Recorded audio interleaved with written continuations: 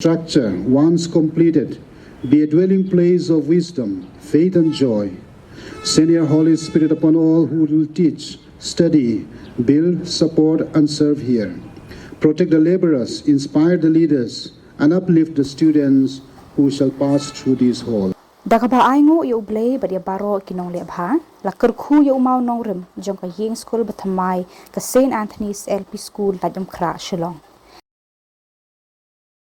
Kani ka Kyrkhu Mawnongrim la penyait upadar John Zosiama provincial jong ka Seng Reuniam u donbosco Shillong province ha ka jingadon lang upadar Jivan Lakra u vice provincial upadar Saji Stephen SDB rector ka donbosco technical school bat ka St. Anthony's LP school kiwe ki padar ki brodar bat ki khna school jong ka donbosco technical school.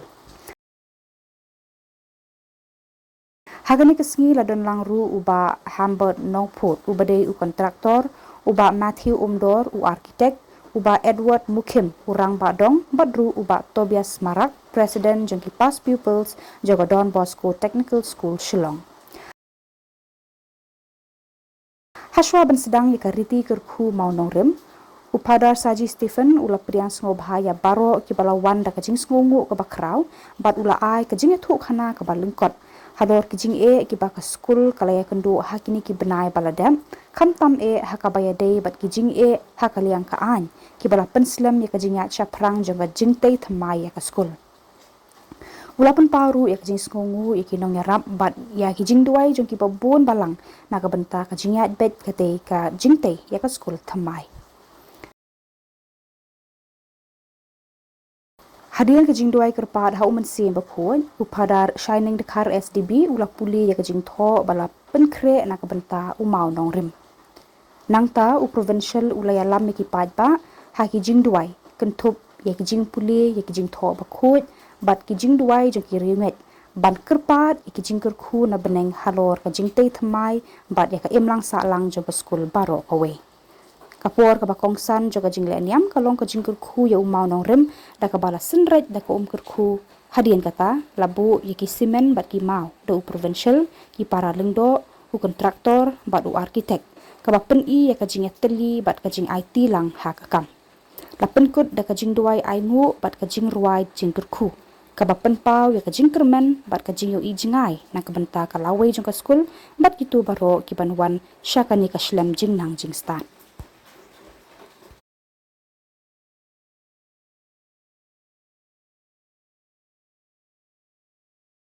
Kingdom come, thy will be done on earth as it is in heaven. Give us this day our daily bread, and forgive us our trespasses, as we forgive those who trespass against us. And lead us not to temptation, but deliver us from evil. Gracious and loving Father, receive the prayers of your people, and bless this holy work. May it bear good fruit for the future of your children, and may it stand as a sign of your abiding presence and guidance. Through Christ our Lord. Amen. And I will have the prayer of blessing.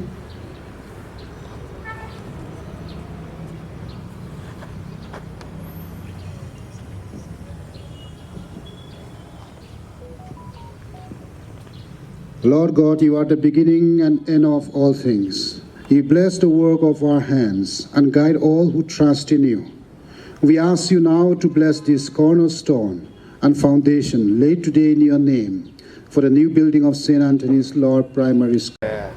For the young people of Shillong and beyond, that they may grow in knowledge, faith and love, and become faithful stewards of the gift God has entrusted to them.